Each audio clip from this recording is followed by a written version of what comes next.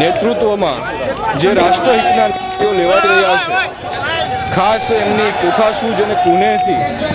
આ દેશના 500 વર્ષ જૂનો ભવ્ય રામ મંદિરનો પ્રશ્ન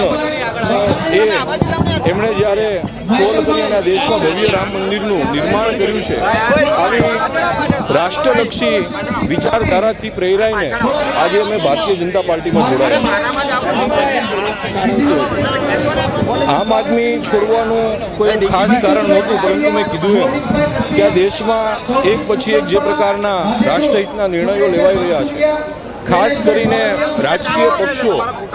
એ ચૂંટણી સમયે અનેક પોતાના વાયદાઓ અને વાતો કરતી હોય છે, પરંતુ આ ભારતીય જનતા પાર્ટીએ આ રાષ્ટ્રની આમ તો સમસ્યા ગણો એવા બે મુખ્ય મુદ્દા, એક તો કરોડો હિન્દુઓની આસ્થાનું, આ દેશની આસ્થાનું કેન્દ્ર એવું અયોધ્યાનું રામ મંદિર અને કાશ્મીરની 370ની ધારા એ હટાવવાની વાત